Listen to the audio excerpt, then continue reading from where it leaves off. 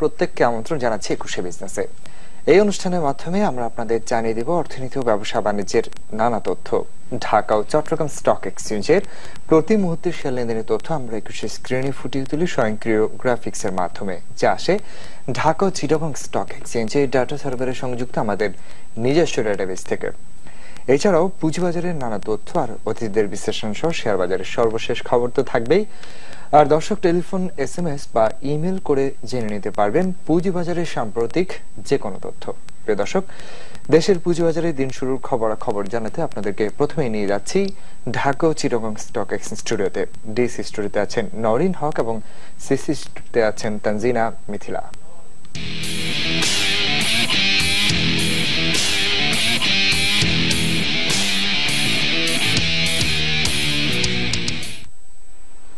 ধন্যবাদ রাজীব আপনাকে। শুরুতেই জানিয়ে দিচ্ছি মাত্র শুরু হয়ে গেল ঢাকা স্টক এক্সচেঞ্জের আজকের দিনের লেনদেন।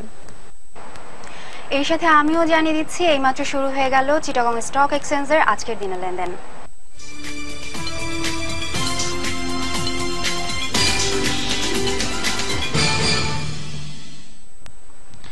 ঢাকা স্টক এক্সচেঞ্জে দিন শুরুর খবর জানার আগে আমার হাতে কিছু কোম্পানি নিউজ রয়েছে, সেগুলো জানিয়ে দিচ্ছি। প্রথমেই জানাচ্ছি শেয়ারবাজার তালিকাভুক্ত এলআর গ্লোবাল ফান্ড পরিচালিত NCC bank limited mutual fund 1 এর লভ্যাংশ নির্ধারণী সভা অনুষ্ঠিত হবে আগামীকাল। এই দিন ফান্ডের ট্রাস্টি কমিটি বেলা 2:45 এ সভায় বসবে। সভায় 2012 সালের 31 জুন সমাপ্ত হিসাব বছরের জন্য আর্থিক প্রতিবেদন পর্যালোচনা করে লভ্যাংশ সুপারিশ করবে কমিটি। এছাড়াও জানিয়ে রাখছি শেয়ারবাজার তালিকাভুক্ত মাইডাস ফিন্যান্স এই কোম্পানিটি 2012 সালের 30 জুন সমাপ্ত হিসাব বছরের জন্য লোকসানে থাকায় কোনো বোনাস শেয়ার জন্য তারা আইটিআর অনুমোদন দিতে পারেনি, কিন্তু 30 জুন সমাপ্ত হিসাব বছরের জন্য চলতি বছরে 30 জুন সমাপ্ত হিসাব বছরের জন্য কোম্পানিটি মুনাফায় রয়েছে। এক্ষেত্রে কোম্পানিটি আবারও রাইট শেয়ার ঘোষণা করার সিদ্ধান্ত নিয়েছে। এক্ষেত্রে কোম্পানিটি পরিচালনা পর্ষদ প্রতিটি সাধারণ শেয়ারের বিপরীতে একটি করে রাইট শেয়ার ছাড় আবেদন নিয়েছে এবং কোম্পানিটি এর জন্য বিএসইসি সহ অন্যান্য নিয়ন্ত্রক সংস্থার কাছে অতি শীঘ্রই আবেদন করবে। এছাড়া আমরা জানি যে গত 7 কার্যদিবস ধরে টানা ঊর্ধ্বমুখী প্রবণতা রয়েছে ঢাকা স্টক এক্সচেঞ্জ। আজকেও দিনের শুরুতে দেখা যাচ্ছে যে কিছুটা ঊর্ধ্বমুখী প্রবণতা নিয়ে ডিএসসির আজকের দিনে লেনদেন শুরু হয়েছে। দিনের শুরুতে দেখা যাচ্ছে যে ডিএসসির ব্রড ইন্ডেক্সটি কিছুটা বৃদ্ধি পেয়েছে। ডিএসসি ব্রড ইন্ডেক্সটি অর্থাৎ ডিএসসি এক্স ইন্ডেক্সটি অবস্থান করছে দিনের শুরুতে 4083 পয়েন্টে। এছাড়াও ডিএসসি 30 ইন্ডেক্সটিকেও দেখা যাচ্ছে এখনো পর্যন্ত কিছুটা ঊর্ধ্বমুখী রয়েছে। ডিএসসি 30 ইন্ডেক্সটি অবস্থান করছে 1553 পয়েন্টে। এখনো পর্যন্ত লেনদেন হওয়া কোম্পানির সংখ্যা 7টি, তার মধ্যে দেখা যাচ্ছে দর বৃদ্ধি পেয়েছে 5টি, দর হারিয়েছে 1টি এবং অপরিবর্তিতও রয়েছে একটি কোম্পানির শেয়ারের দর। এছাড়া গতকাল আমরা দেখেছিলাম যে সর্বমোট লেনদেনের পরিমাণ দাঁড়িয়েছিল 475 কোটি টাকা। ধীরে ধীরে কিন্তু ঈদের পর থেকে আমরা দেখতে পাচ্ছি যে ঢাকা স্টক এক্সচেঞ্জের সূচকগুলো বৃদ্ধির সাথে সাথে লেনদেনের ক্ষেত্রেও আমরা দেখতে পাচ্ছি একটা পজিটিভ ট্রেন্ড রয়েছে এবং আজকেও দেখা যাচ্ছে যে দিনের শুরুতে লেনদেনের গতিটা কিন্তু খুব ভালো রয়েছে। এখনো পর্যন্ত 3 মিনিটের লেনদেনে দেখা যাচ্ছে সর্বমোট টার্নওভার দাঁড়িয়েছে 13 লাখ টাকার কিছুটা বেশি। সেই সাথে ঠিক এই মুহূর্তে দেখা যাচ্ছে যে লেনদেন হওয়া কোম্পানির সংখ্যা দাঁড়িয়েছে প্রায় 19টি, তার মধ্যে দর বৃদ্ধি পেয়েছে 13টি, 5টি দর হারিয়েছে, 1টি দর অপরিবর্তিত রয়েছে এবং সূচকগুলো অবস্থান মোটামুটি একই অবস্থায় রয়েছে। ব্রড ইন্ডেক্সটি রয়েছে 4083 পয়েন্টে এবং 30 ইন্ডেক্সটি অবস্থান করছে 1553 পয়েন্টে। টপ ট্রেডের তালিকায় দিনের শুরুতে যে সকল কোম্পানি চলে এসেছে সেগুলো নাম জানিয়ে দিচ্ছি। দিনের শুরুতে দেখা যাচ্ছে এখনো পর্যন্ত সবচেয়ে বেশি লেনদেন হচ্ছে বঙ্গজের শেয়ার, দ্বিতীয় অবস্থানে রয়েছে গ্রামীণ মিউচুয়াল ফান্ড স্কিম 2 এবং স্কিম 1 রয়েছে তৃতীয় অবস্থানে। চতুর্থ অবস্থানে রয়েছে বাংলাদেশ সাবমেরিন কেবলস রয়েছে পঞ্চম অবস্থানে। ষষ্ঠ অবস্থানে রয়েছে টপ ট্রেডের তালিকার মিথুন নিটিং, আরও রয়েছে সপ্তম অবস্থানে সিভিও পেট্রোকেমিক্যাল, যমুনা অয়েল রয়েছে অষ্টম অবস্থানে এবং টপ ট্রেডের তালিকায় আরও রয়েছে নবম ও দশম অবস্থানে S Alam cold roll steel এবং বিএসআরএম স্টিল। এছাড়াও দিনের শুরুতে যে সকল কোম্পানি সবচেয়ে বেশি দর বৃদ্ধি পেয়ে লেনদেন হচ্ছে তার মধ্যে বঙ্গজ রয়েছে প্রথম অবস্থানে, বিডি থাই রয়েছে দ্বিতীয় অবস্থানে, তৃতীয় অবস্থানে রয়েছে আরামিট, রেনেটা রয়েছে চতুর্থ অবস্থানে, পঞ্চম অবস্থানে রয়েছে স্যালভো কেমিক্যালস, আরও রয়েছে ষষ্ঠ অবস্থানে ডেফোডিল কম্পিউটার্স, মার্কেন্টাইল ব্যাংক রয়েছে সপ্তম অবস্থানে এবং অষ্টম অবস্থানে রয়েছে সামিট পাওয়ার। এটা ছিল দিনের শুরুতে গেইনার্সের তালিকা। লুজার্সের তালিকায় দিনের শুরুতে দেখা যাচ্ছে যে 6টি কোম্পানি রয়েছে। কোম্পানিগুলো হলো Navana CNG, mutual fund scheme 2, গ্রামীণ মিউচুয়াল ফান্ড স্কিম 1, মালিক স্পিনিং এবং আমরা টেকনোলজি। এছাড়া ঠিক এই মুহূর্তে দেখা যাচ্ছে যে সূচকগুলোর ক্ষেত্রে কিছুটা আপডেটের অবস্থা রয়েছে। ডিএসসির ব্রড ইন্ডেক্সটি অবস্থান করছে 4085 পয়েন্টে, 30 ইন্ডেক্সটি অবস্থান করছে 1555 পয়েন্টে। লেনদেন হওয়া কোম্পানি ক্ষেত্রেও দেখা যাচ্ছে যে দর বৃদ্ধির সংখ্যাটা দাঁড়িয়েছে 31-এ, দর হারিয়েছে 7টি প্রতিষ্ঠানে এবং দর অপরিবর্তিত রয়েছে 2টি কোম্পানি এবং সর্বমোট লেনদেনের পরিমাণ দাঁড়িয়েছে 1,11,00,000 টাকার কিছুটা বেশি। টপ ট্রেডের তালিকায়ও কিছুটা পরিবর্তন এসেছে। বঙ্গজ রয়েছে প্রথম অবস্থানে, দ্বিতীয় অবস্থানে রয়েছে পদ্মা অয়েল, আরও রয়েছে যমুনা অয়েল তৃতীয় অবস্থানে, বাংলাদেশ সাবমেরিন কেবলস রয়েছে চতুর্থ অবস্থানে এবং পঞ্চম অবস্থানে রয়েছে গ্রামীণ ফোন। অর্থাৎ টপ ট্রেডের তালিকার ক্ষেত্রে আমরা দেখতে পাচ্ছি যে জ্বালানি খাত এবং টেলিকমিউনিকেশন খাতের কিন্তু একটা আধিপত্য কিন্তু দিনের শুরুতে দেখা যাচ্ছে। তো ঢাকা স্টক এক্সচেঞ্জে আজকে দিনের শুরুটা হয়েছে কিছুটা পজিটিভ ট্রেন্ড নিয়ে। এখনো পর্যন্ত এটাই ছিল ঢাকা স্টক এক্সচেঞ্জে আপডেট। এখন চিটাগং স্টক এক্সচেঞ্জের দিন শুরুর খবর জানতে আমরা চলে যাচ্ছি সিএসসি স্টুডিওতে, সেখানে রয়েছেন তানজিনা মিথিলা। ধন্যবাদ নরেন আপনাকে। চিটাগং স্টক এক্সচেঞ্জেও ঢাকা স্টক এক্সচেঞ্জের মতো কিছুটা ঊর্ধ্বমুখী প্রবণতা লক্ষ্য করা যাচ্ছে দিনের শুরু থেকে। 3টি সূচকই এই মুহূর্তে ঊর্ধ্বমুখী প্রবণতায় রয়েছে। সিএসসি সিলেক্টিভ ক্যাটাগরি ইন্ডেক্সটি 13 পয়েন্টের মতো পজিটিভ রয়েছে এবং অবস্থান করছে 8033 পয়েন্টে। এছাড়া সিএসসি 30 ইন্ডেক্স এটি প্রায় 25 পয়েন্টের মতো এই মুহূর্তে নেগেটিভ রয়েছে, অবস্থান করছে 10,600 পয়েন্টে। এছাড়া CSC all share price index এটি 9 পয়েন্টের মতো পজিটিভ রয়েছে এবং অবস্থান করছে 12,666 পয়েন্টে। ঠিক এই মুহূর্তে যেসব প্রতিষ্ঠানের লেনদেন হয়েছে তাদের মধ্যে বেশিরভাগেরই দর বাড়তে দেখা যাচ্ছে। দর বেড়েছে 12টির, কমেছে 8টির এবং অপরিবর্তিত অবস্থায় রয়েছে 2টি প্রতিষ্ঠানের দর। মোট লেনদেনের পরিমাণ ছাড়িয়েছে প্রায় 5 লাখ টাকার কিছুটা বেশি। ঠিক এই মুহূর্তে লেনদেনের শীর্ষে উঠে এসেছে যেসব প্রতিষ্ঠান, তাদের মধ্যে প্রথম অবস্থানে রয়েছে পদ্মা অয়েল, দ্বিতীয় অবস্থানে রয়েছে বঙ্গজ, তৃতীয় অবস্থানে রয়েছে ইউনাইটেড এয়ার, পরবর্তী চতুর্থ এবং পঞ্চম অবস্থানে রয়েছে বাংলাদেশ শিপিং কর্পোরেশন এবং যমুনা অয়েল। প্রথম অবস্থানে থাকা পদ্মা অয়েলের মোট লেনদেনের পরিমাণ ছাড়িয়েছে প্রায় 14 লাখ টাকার কিছুটা বেশি। ঠিক এই মুহূর্তে যেসব প্রতিষ্ঠান দর বেড়ে লেনদেনের শীর্ষে উঠে এসেছে তাদের মধ্যে প্রথম অবস্থানে রয়েছে ফনিক্স ফিন্যান্স, দ্বিতীয় অবস্থানে রয়েছে বঙ্গজ, তৃতীয় অবস্থানে রয়েছে অলটেক্স, চতুর্থ অবস্থানে রয়েছে সামিত অ্যালায়েন্স পোর্ট। এছাড়া পঞ্চম অবস্থানে রয়েছে পদ্মা অয়েল, সামিত পাওয়ার রয়েছে পরবর্তী ষষ্ঠ অবস্থানে। সপ্তম এবং অষ্টম অবস্থানে দেখা যাচ্ছে গ্রামীণ ফোন এবং নাভানা সিএনজিকে, পরবর্তী নবম অবস্থানে রয়েছে বেক্সিমকো। ঠিক এই মুহূর্তে কিছুটা আপডেটেড অবস্থায় রয়েছে সূচকগুলো। সিএসসি সিলেক্টিভ ক্যাটাগরি ইন্ডেক্সটি এই মুহূর্তে 20 পয়েন্টের মতো পজিটিভ রয়েছে এবং অবস্থান করছে 8038 পয়েন্টে এবং সিএসসি 30 ইন্ডেক্সটি নেগেটিভ রয়েছে প্রায় 17 পয়েন্টের মতো এবং অবস্থান করছে 10,608 পয়েন্টে।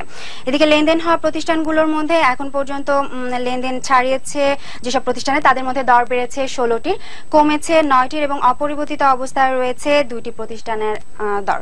ঠিক এই মুহূর্তে ট্রেডের তালিকায় যেসব প্রতিষ্ঠান উঠে এসেছে তাদের মধ্যে প্রথম অবস্থানে রয়েছে পদ্মা অয়েল, দ্বিতীয় অবস্থানে রয়েছে বঙ্গজ, তৃতীয় অবস্থানে রয়েছে ইউনাইটেড এয়ার, চতুর্থ অবস্থানে রয়েছে বাংলাদেশ সাবমেরিন কেবল। প্রথম অবস্থানে থাকা বঙ্গজের মোট লেনদেন চলছে ঠিক এই মুহূর্তে 397 টাকায়। দ্বিতীয় অবস্থানে থাকা বঙ্গজের প্রতিটি শেয়ারের লেনদেন চলছে 408 টাকা 10 পয়সায়। তৃতীয় অবস্থানে থাকা ইউনাইটেড এয়ারের লেনদেন চলছে 21 টাকায়। চতুর্থ অবস্থানে থাকা বাংলাদেশ সাবমেরিন কেবলের লেনদেন চলছে 319 টাকা 70 পয়সায়। তো রাজদীপ, এই ছিল দিন শুরুর খবরাখবর চিটাগং স্টক এক্সচেঞ্জের। মিথিলা এবং নরিন, আপনাদের দুজনকে অনেক ধন্যবাদ। দর্শক শুনছিলেন পুঁজিবাজারের আজকের দিন শুরুর খবরাখবরগুলো। এবারে জানিয়ে দিচ্ছি পুঁজিবাজারের কিছু টুকরো খবরাখবর। আর প্রথমে জানাচ্ছি মিউচুয়াল ফান্ডের লভ্যাংশ ঘোষণার খবরগুলো। 30 জুন 2013 সমাপ্ত বছরের জন্য গ্রামীণ মিউচুয়াল ফান্ড 1 20% ক্যাশ ও গ্রামীণ 1 scheme 2 mutual fund 10% cash dividend দেবে।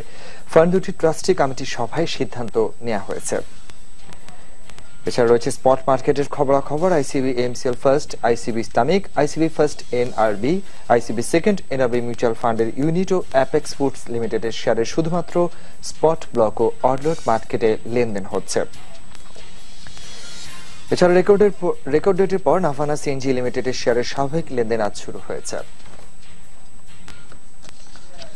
দর্শক, এবারে যুক্তরাষ্ট্র, ইউরোপ ও এশিয়ার প্রধান পুঁজিবাজারগুলোর সর্বশেষ খবর জানিয়ে দিচ্ছে। শুরুতেই যুক্তরাষ্ট্রের শেয়ার বাজারের খবর জানাচ্ছি।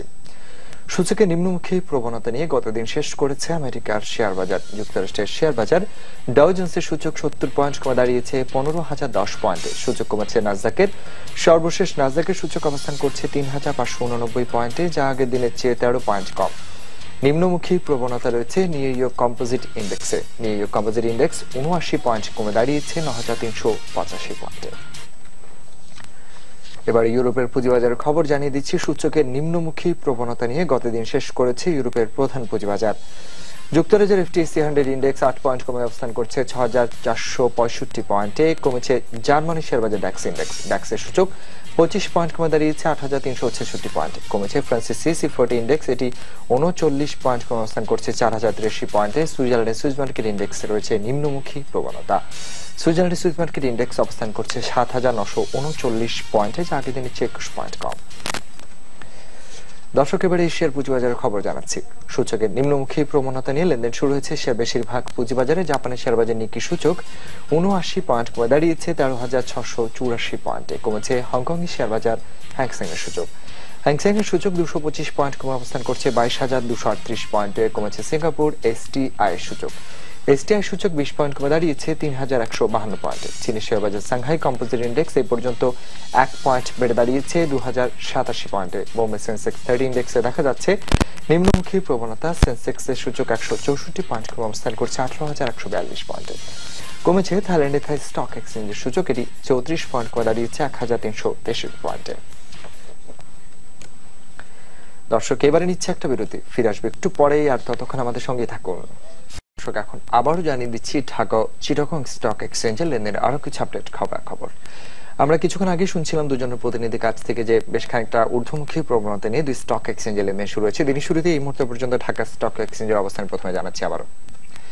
এই মুহূর্তে আমরা দেখতে পাচ্ছি ডিএসসির ইন্ডেক্স গুলো দুটি পজিটিভ রয়েছে। ডিএসসি 30 ইন্ডেক্সটি আমরা দেখতে পাচ্ছি প্রায় 12.5 পয়েন্টের মতো বেড়ে গিয়ে 1565 পয়েন্ট অবস্থান নিয়েছে। এছাড়া ডিএসসি এক্স ইন্ডেক্সটিও আমরা দেখতে পাচ্ছি প্রায় 34 পয়েন্ট বেড়ে গেছে, ইতিমধ্যেই 4117 পয়েন্ট অবস্থান নিয়েছে। এই মুহূর্ত পর্যন্ত ঢাকা স্টক এক্সচেঞ্জে লেনদেন হওয়া প্রতিষ্ঠান ও মিউচুয়াল ফান্ড ইউনিটগুলোর মধ্যে দাম বেড়েছে 85টির, কমে গেছে 28টির, আর পরিবর্তিত অবস্থা আমরা দেখতে পাচ্ছি 10টির দাম রয়েছে। এছাড়া এখন পর্যন্ত লেনদেন ছাড়িয়েছে প্রায় 30 কোটি টাকার কিছুটা বেশি।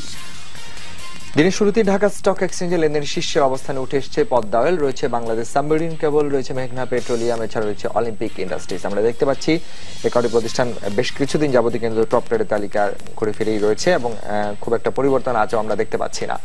এছাড়া লেনদেনের শীর্ষে ঢাকা স্টক এক্সচেঞ্জে অন্যান্য প্রতিষ্ঠানগুলো দেখে নিচ্ছে। এর মধ্যে দেখতে পাচ্ছি আমরা টপ ট্রেডের তালিকা। এছাড়া এবারে দেখে নিব শতাংশ শীর্ষে সবচাইতে বেশি দর বেড়েছে যে প্রতিষ্ঠানগুলো, অর্থাৎ টপ গেনার তালিকায় যে প্রতিষ্ঠানগুলো উঠে এসেছে ঢাকা স্টক এক্সচেঞ্জের দিন শুরুতেই আমরা দেখতে পাচ্ছি শতাংশ হিসেবে সবচেয়ে বেশি দর বেড়ে লেনদেন হচ্ছে এই মুহূর্তে বঙ্গজ, এছাড়া রয়েছে রহিম টেক্সটাইল, রয়েছে অ্যাপেক্স স্যাডেল কি ফুড অয়েল লিমিটেড, এছাড়া রয়েছে golden harvest global heavy chemicals limited. এর মধ্যে বঙ্গজের দাম বেড়েছে 32 টাকার কিছুটা বেশি।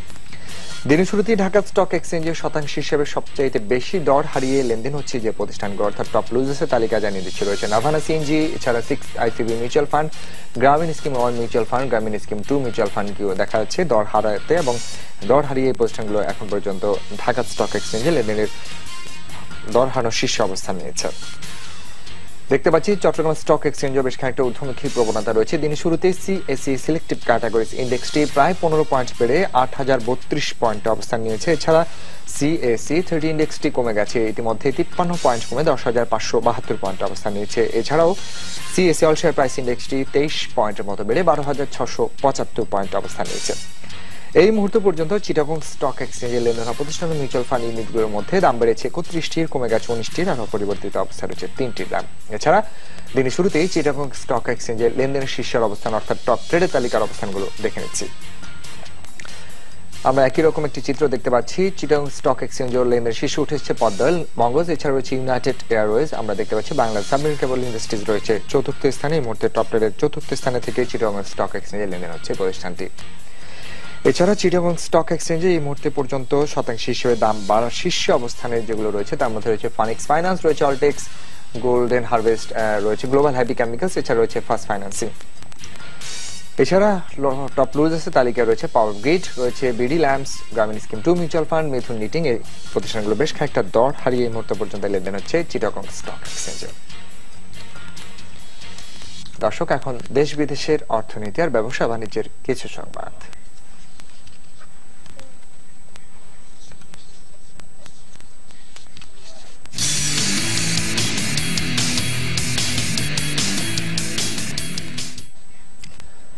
মাল্টিলেভেল মার্কেটিং কার্যক্রম নিয়ন্ত্রণ আইন 2013 চূড়ান্ত অনুমোদন দিয়েছে মন্ত্রিসভা। আইনে নতুন করে কেউ MLM কোম্পানি করতে চাইলে তাতে লাইসেন্স নেওয়ার বাধ্যবাধকতা রাখা হয়েছে।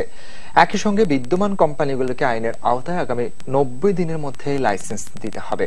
সচিবালয়ে প্রধানমন্ত্রীর সভাপতিত্বে মন্ত্রিসভা নিয়মিত বৈঠকে এই অনুমোদন দেওয়া হয়েছে।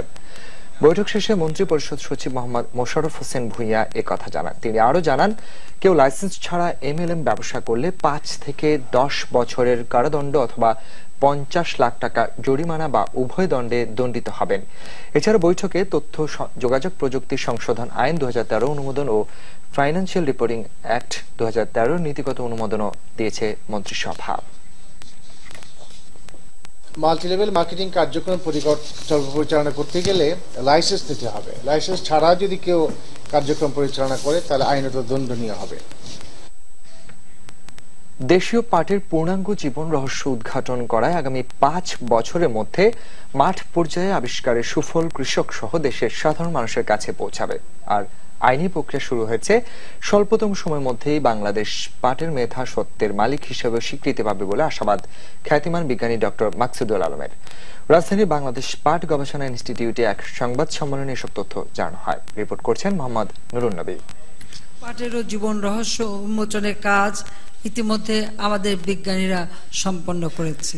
দেশীয় পাটের পূর্ণাঙ্গ জীবন রহস্য উদ্ঘাটনের সাফল্যের প্রধানমন্ত্রীর ঘোষণার পর পাট বিষয়ক মৌলিক ও ফলিত গবেষণা প্রকল্পের বিজ্ঞানীদের গবেষণা সাফল্যের বিস্তারিত জানানোর জন্য ডাকা হয় সংবাদ সম্মেলনের। জিনোম সিকোয়েন্সিং এর মাধ্যমে দেশীয় পাটের জাত উন্নয়নের প্রধান প্রতিবন্ধকতাগুলো দূর করার জন্যই জীবন রহস্যের প্রয়োজনীয় সবকিছুই আবিষ্কৃত হলো। এবার আমাদের হাতে এখন পাটের উপর যতটুক জীবন রক্ষা আছে সবগুলি এখন আমাদের বাংলাদেশে। পাটের উপর কোনো কথা উঠে বাংলাদেশকে তারা ইগনোর করতে পারবে না। সেটা ধরেন গবেষণার ক্ষেত্রেই হোক অথবা ইন্টেলেকচুয়াল প্রপার্টি রাইটের কথাই বলুক, আমাদের আছে। 5 বছরের মধ্যে আমরা যথেষ্ট চেষ্টা করছি যত তাড়াতাড়ি এই জিনিসটা আপনাদের হাতে আসবে। জেনোম আবিষ্কারের ফলে দেশের শিল্পায়ন বান্ধব পাটের জাত বিকশিত করে দেশের অর্থনীতির চাকা আবারও সচল করা সম্ভব হবে বলে জানালেন বিজ্ঞানীরা। যে ব্যারিয়ার গুলো আছে জাত উন্নয়নে, সেগুলো আমরা সুনির্দিষ্টভাবে সেগুলো ব্যবহার করতে পারব। চিন্তা করার কোনো কারণ নেই। যত উৎপাদন হবে প্রাকৃতিক আঁশ হিসাবে, পরিবেশ বান্ধব আঁশ হিসেবে এর চাহিদা এবং যথেষ্ট আছে। পাটের মেধাসত্ত্বের দালিলিক স্বীকৃতি পেতে 5টি পূর্ণাঙ্গ প্যাটেন্টের আবেদন ওয়ার্ল্ড ইন্টেলেকচুয়াল প্রপার্টি অর্গানাইজেশন সহ 21টি দেশে উপস্থাপন করা হয়েছে বলে জানিয়েছেন আইনজীবীরা। এই অ্যাপ্লিকেশন ফাইল করার সাথে সাথে আমরা একটা প্রায়োরিটি ডেট পেয়ে গেছি। এখন এই ডেটের আগে আমাদেরকে কেউ বিট করতে পারবে না এবং এটা ফাইনাল স্টেজ শেষ হলে আমরা পেটেন্ট পেয়ে যাব। এই আবিষ্কার দেশের পাটের সোনালী দিনগুলো আবারও স্বমহিমায় ফিরিয়ে আনতে পারবে বলে প্রত্যাশা বিজ্ঞানীদের। মোহাম্মদ নুরুন নবী, 21 টেলিভিশন, ঢাকা। কুমিল্লার বাখরাবাদ গ্যাস ফিল্ডের 9 নম্বর কূপ থেকে প্রতিদিন 15 মিলিয়ন ঘনফুট গ্যাস জাতীয় গ্রিডে সরবরাহ শুরু হয়েছে। সোমবার পেট্রোবাংলার চেয়ারম্যান ডক্টর হোসেন মনসুর এর উদ্বোধন করেন। সে সময় পেট্রোবাংলার চেয়ারম্যান জানান, ভবিষ্যতে এই কূপ থেকে 20 মিলিয়ন ঘনফুট গ্যাস জাতীয় গ্রিডে সরবরাহ করা যাবে। সে সময় উপস্থিত ছিলেন পেট্রোবাংলার পরিচালক এবং বাংলাদেশ গ্যাস ফিল্ডস কোম্পানি লিমিটেডের ব্যবস্থাপনা পরিচালক মোহাম্মদ শফিকুর রহমান, বাপেক্সের ব্যবস্থাপনা পরিচালক আব্দুল বাকি, বাংলাদেশ গ্যাস ফিল্ডস কোম্পানির মহাব্যবস্থাপক মোস্তফা কামাল ও পেট্রোবাংলার পরিচালক প্রকৌশলী মোহাম্মদ কামরুজ্জামান সহ ঊর্ধ্বতন কর্মকর্তারা।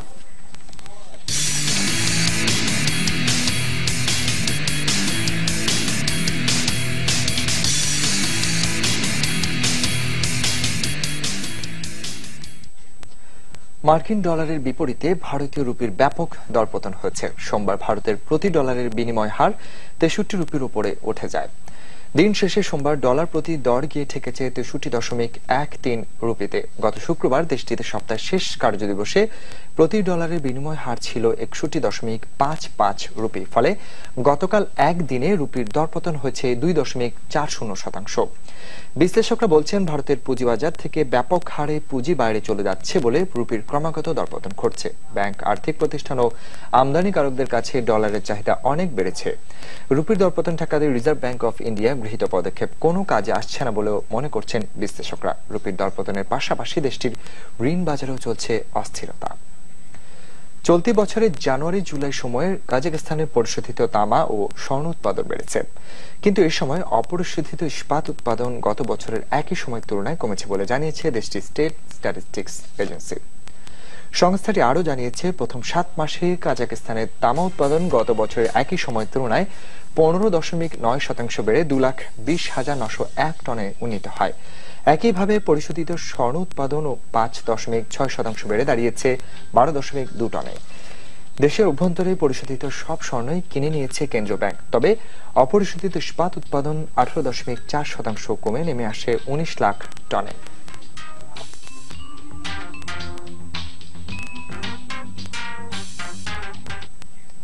দর্শক, এবারে নিচ্ছি একটা বিরতি, এরপর রয়েছে বেলা 11টার 21 সংবাদ।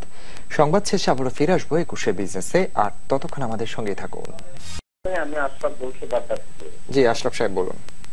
আচ্ছা, আপনার ওই মিউচুয়াল ফান্ডের সম্পর্কে কথা শুনতেছিলাম। আসলে এটার অবস্থা এমন হয়েছে যে আমরা যে বিনিয়োগ করি, দেখেন লং টাইম বিনিয়োগ কিভাবে করবো। 2010 সালে যে শেয়ারটা মিউচুয়াল ফান্ড গুলি কিনতে 22 টাকা, 23 টাকা, 27 টাকা পর্যন্ত, এটা এখন এসে দাঁড়াইছে 5-6 টাকা।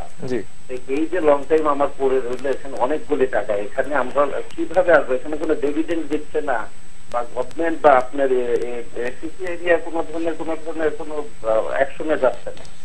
তো আমরা তো আসলে যে আশরাফ সাহেব, আপনাকে অনেক ধন্যবাদ। আমরা এই প্রশ্নটি নিয়ে আলোচনায় ফিরবো, তবে তার আগে আমাদের একটা ছোট্ট বিজ্ঞাপন বিরতি নিতে হবে। বিরতির পর ফিরে এসে আমরা এই বিষয়গুলো নিয়ে আলোচনা করার চেষ্টা করবো। দর্শক, বিরতির আগে পুঁজিবাজার পরিস্থিতি নিয়ে কথা বলছিলাম। বাংলাদেশ মার্চেন্ট ব্যাংকার্স অ্যাসোসিয়েশন বিএমবির সভাপতি মোহাম্মদ এ হাফিজের সঙ্গে আমরা ফিরে যাচ্ছি তার সাথে আবার আলোচনায়। বিরতির আগে আশরাফ সাহেব প্রশ্ন ছিল, তিনি আমাদের নিয়মিত দর্শক, যে বিষয়টি বলছিলেন যে একসময় তিনি 22 টাকা করে মিউচুয়াল ফান্ড কিনেছেন, কিন্তু উনি আবার বলছেন যে এখন 5.5 টাকা থাকাতেও কিন্তু এই যে লং টার্ম ধরে রাখলেন, কিন্তু তার আস্থা পাচ্ছে না। এই বিষয়টা কিভাবে ফেরাতে পারি আমরা? মিউচুয়াল ফান্ডগুলোর ইনভেস্টমেন্টে ডেফিনেটলি তারা আস্থার সংকটে ভুগছে। খালি আশরাফ সাহেব একা না, আমি তার প্রতি অত্যন্ত সিম্পাথাইজ। কারণ উনি যখন 22 টাকা করে এটা ইনভেস্ট করেছিলেন, তখন কিন্তু ওই মিউচুয়াল ফান্ডের রিটার্নটাও উনি চিন্তা করেছিলেন নিশ্চয়ই। যে কোনো ইনভেস্টমেন্টের আগে রিটার্নটা আগে চিন্তা করা দরকার। এখন মিউচুয়াল ফান্ডগুলো এই অবস্থায় কেন চলে আসছে? আগে যদি আমরা একটু পিছনের দিকে তাকাই, মিউচুয়াল ফান্ডগুলো যদি ঠিক মতো ঠিকভাবে শেয়ার মার্কেটে ইনভেস্ট করতো এবং সেখান থেকে প্রফিটটা করতো, তাহলে তাদের কিন্তু একটা অবস্থান ছিল মার্কেটটাকে, ওই যে বলছিলাম, মার্কেট মেকারের রোলটা প্লে করার। ইন ডিসগাইজ তারা এই রোলটা প্লে করতে পারে, তারা এখনো পারে। Just sitting and discussion among them and they can do it. আর এসএসসি উচিত হবে, আমি মনে করি, আইনটাকে ঠিক করে দেয়া। কি জন্য এই টাকাগুলো মার্কেটে ব্যবহৃত হতে পারছে না? Why this amount should be kept in the fixed deposit? কেন? এই অভিযোগটা নিয়ে যদি আমি একটু আসি, যে বিস্তর অভিযোগ থাকে, বিনিয়োগকারীরা মিউচুয়াল ফান্ডে যাচ্ছেন, মিউচুয়াল ফান্ডগুলো এফডিআর এ টাকা রেখে দিচ্ছেন, পুঁজিবাজারে যে যতটুকু তাদের বিনিয়োগ করার কথা সেটা করছেন না। আরেকটি বিষয় হচ্ছে যে বাজার ধসের পর আমরা দেখলাম যে 5,000 কোটি টাকার মিউচুয়াল ফান্ড আসছে, 1,500 কোটি টাকা এসছে, অনেক অ্যাডভার্টাইজমেন্টও আমরা দেখেছি, কিন্তু কেন সফল হলো না এই মিউচুয়াল ফান্ডগুলো? কেন তাহলে কেন এরকম বলা হলো? মূল কারণ আসলে একটাই। আমি এখানে একটু আগে ফিরে যাই। একটা প্রতিষ্ঠানিক বিনিয়োগকারীর কনফিডেন্স লেভেল আর একটা ইন্ডিভিজুয়াল বিনিয়োগকারীর কনফিডেন্স লেভেল কি কোনোদিন এক হবে? কখনোই না, কখনোই না। সো আমাদেরকে ওই গোড়ায় হিট করতে হবে। Confidence level of an institutional investors is much more higher. তো আপনি যদি কনফিডেন্সটা তৈরি না করেন ইনস্টিটিউশন থেকে, ক্ষুদ্র বিনিয়োগকারীরা কিভাবে আস্থা পাবে? So we have to speak up this things very clearly, we have to understand the situation very clearly. যদি না বুঝি তাহলে কিন্তু আমরা ভুল করতেই থাকবো। যেমন ভাবে আমরা কন্টিনিউয়াসলি বলতেছি 5,000 কোটি টাকার মিউচুয়াল ফান্ড আসলো না কেন?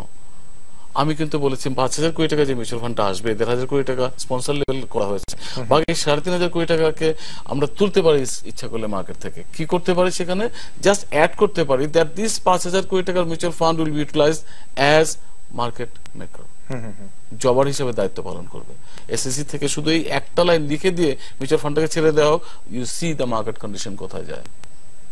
Market will have the confidence, mutual fund will have the confidence. আমি এই পয়েন্টে আমি ফিরে আসছি। আরেকটি দর্শক রয়েছেন, ফোনটি নিয়ে আসছি। প্রিয় দর্শক, আপনার নাম বলে প্রাসঙ্গিক প্রশ্ন করবেন সংক্ষেপে। হ্যালো, আসসালামু আলাইকুম রাজীব ভাই। জি জি বলুন। খুলনা থেকে নিরঞ্জন দাস বলছি। জি নিরঞ্জন দা বলেন। আমার হচ্ছিল অভিযোগ হচ্ছে কি, যে আসলে আমি 2010 সালে আমার বাপের রিটায়ার্ডের টাকা দিয়ে আমি একটা লিজিং কিনছিলাম। জি 1270 টাকা দিচ্ছি। 1270 টাকা লিজিং দেবে, রাইট খায়, বোনাস খায়, বোনাস দিয়ে 20%, তারপরে 5% না খাইবে। এবার বোনাসই দেয় নাই, আর টিভি রাইটটা খাইলাম টাকা জমা দিয়ে। তারপরে সেই লিজিংটা চলে আসছে একবারে স্টেট গ্রুপের হয়ে, মানে কিছু দেয়নি, মানে ফেসগুলো নিচে চলে আসে। লিজিংটা এতই খারাপ, ঢাকা শহরে দেখেন এই প্রিমিয়ার লিজিংটা কিভাবে ব্যবসা করে হচ্ছে, কিভাবে।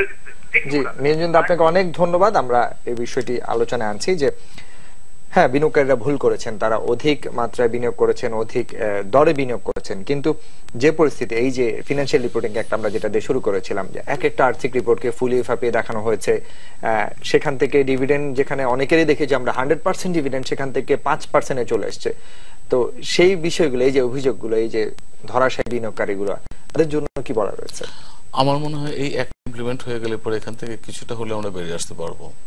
এই একটাকে যদি সঠিকভাবে বাস্তবায়ন করা হয় তাহলে এই ধরনের রং ইনফরমেশন মার্কেটে আর আসবে না এবং আমাদের বিনিয়োগকারীরাও এতটা ক্ষতিগ্রস্ত হবেন না।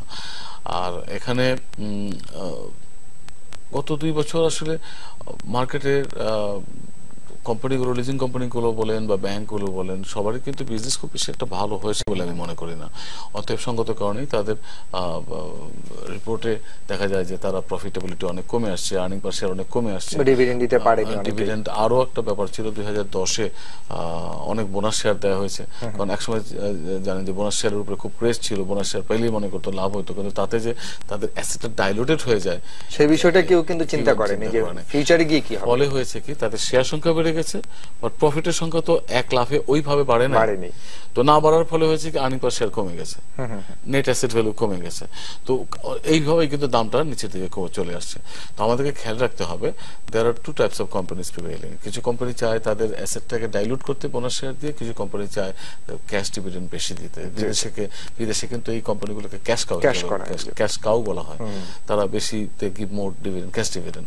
তো আমাদেরকে এমন একটা ইকুইলিব্রিয়াম অবস্থায় যেতে হবে যাতে এটা বেশি ক্ষতিগ্রস্ত মার্কেটকে না করে, তাদের অ্যাসেট যাতে ডাইলুটেড না হয়ে যায়, rather the company should be more strengthen, তাদের পজিশন যেন ভালো থাকে, সেদিকে চিন্তা করে কোম্পানির বোর্ড যদি ডিভিডেন্ড ডিক্লেয়ার করেন তাহলে বিনিয়োগকারীরা লাভবান হবেন।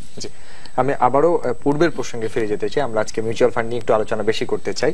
যে বিষয়টি বলছিলেন যে নিয়ন্ত্রণ সংস্থার একটি পরিবর্তনই অনেক কিছু করতে পারত, নিয়ন্ত্রণ সংস্থা অনেক ভালো কাজ করেছেন। যে দুটো বিষয়ে একেবারেই আমি বলবো যে অভিযোগ পেয়েছি, কিন্তু আমিও খুব একটা চাক্ষুষ প্রমাণ দেখিনি। একটি হচ্ছে এই যে মিউচুয়াল ফান্ডগুলোর কথা বলা হলো, সেগুলো কেন সফল হলো না, সেইটা পর্যন্ত এখন পর্যন্ত আমরা জানি না কেন এই সফলতা আসলো না। আরেকটি বিষয় আমরা অসফলতা বলতেই পারি, over the counter market, OTC মার্কেটে যে প্রতিষ্ঠানগুলো, সেই বিষয়গুলো যদি একটু মিশিয়ে বলেন।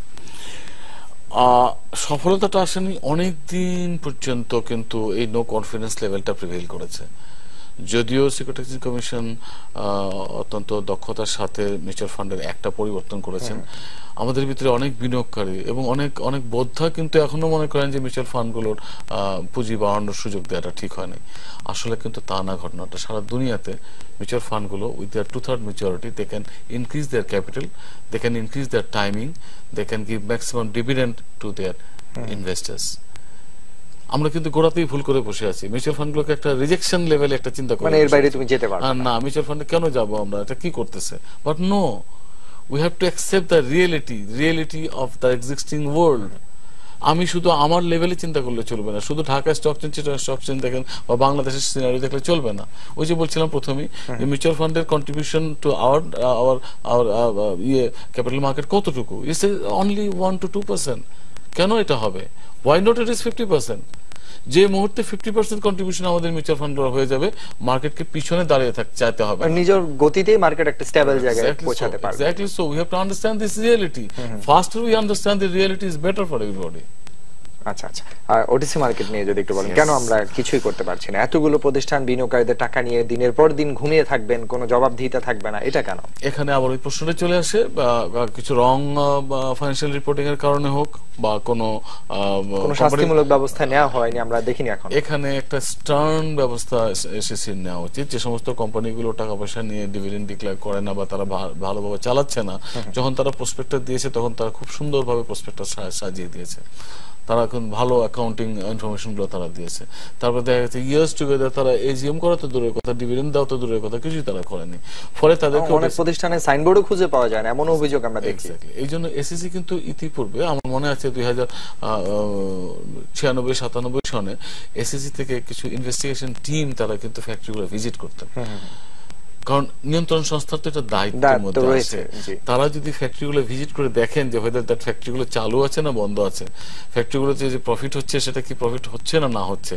যেমন কিছুদিন আছে অ্যাড পারে শেয়ার আসছে বলে সেই শেয়ারগুলোকে ছেড়ে দেওয়া হয়েছে, আজকে না হোক প্রিমিয়াম দেখে তাকে বন্ধ করে দিতে হবে, এটা কোনো তো যুক্তি হতে পারে না। প্রিমিয়াম জাস্টিফাইড প্রিমিয়াম দিয়ে ইস্যু দিতে অবশ্যই হবে, ভালো শেয়ার দিতে হবে, আর না হলে কিন্তু we will be answerable because we are working in this market. আমরা ইস্যু ম্যানেজারের দায়বদ্ধতার বাইরে তো চলে যেতে পারবো না, এসএসসিও দায়বদ্ধতার বাইরে বেশি চলে যেতে পারবে না, বিকজ আমি একটা এক পার ইস্যু সেই শেয়ারের কোনো সেই কোম্পানি হয়তো 10 টাকারও মূল্য নাও হতে পারে, বন্ধ একটা কোম্পানি আপনি দিবেন, ওই কোম্পানি কোনো প্রোডাক্ট মার্কেটে নাই সেই ধরনের কোম্পানি আপনি ছেড়ে দিবেন, এটা তো কখনোই যুক্তিযুক্ত হতে পারে না। সো আমি মনে করি with our wise judgement and decision, with our wise analysis যদি আমরা কাজটা করি সম্মিলিতভাবে, স্টেক হোল্ডার্স কেউ কিন্তু এর বাইরে না, আমাদেরকে সবাই মিলিতভাবে একটা কারেক্ট ডিসিশনে আসতে হবে। এক্ষেত্রে আমি মনে করি এসএসসি লোকবল যদিও কম, তবুও যারা আইপিও ডিপার্টমেন্টে আছেন এখান থেকে যেন কোম্পানিগুলোকে যে ভিজিট করে দেখা হয় that and what condition this companies are running, তাইলে কিন্তু আসতে পারবে। আর ওটিসি মার্কেটের কথা বললেন, ইয়েস অনেকগুলো কোম্পানি কিন্তু বাই নাও এজিএম করে ফেলেছেন, ডিভিডেন্ড দিয়েছেন। আমার মনে হয় ডিএসসি খুব তাড়াতাড়ি বা ব্রাউজারগুলো খুব তাড়াতাড়ি সিদ্ধান্ত নেবেন তাদেরকে এই মূল মার্কেটে ফিরে আনার জন্য। That will be good news for the investors. আমাদের সেই প্রত্যাশা থাকলো, আমরা আশা করব যে স্থিতিশীল পুঁজিবাজারের স্বপ্ন আমরা দেখছি, আমরা সকলে সেই বিষয়গুলোর দিকে এগিয়ে যাব এবং নিয়ন্ত্রণ সংস্থার আর জোড়ো ভূমিকা আমরা দেখতে পাবো। আপনাকে অনেক ধন্যবাদ আমাদেরকে সময় দেওয়ার জন্য। ধন্যবাদ আপনাকে এবং দর্শকদেরকে। প্রিয় দর্শক, এতক্ষণ পুঁজিবাজারের নানা দিক ও করণীয় কথা বলছিলেন বাংলাদেশ মার্চেন্ট ব্যাংকার্স অ্যাসোসিয়েশন বিএমবি সভাপতি মোহাম্মদ হাফেজ। দর্শক, এবারে নিচ্ছি আরো একটা বিরতি, বেলা 12:30টায় আবার ফিরে আসবো একুশে বিজনেসে, আর ততক্ষণ আমাদের সঙ্গেই থাকুন।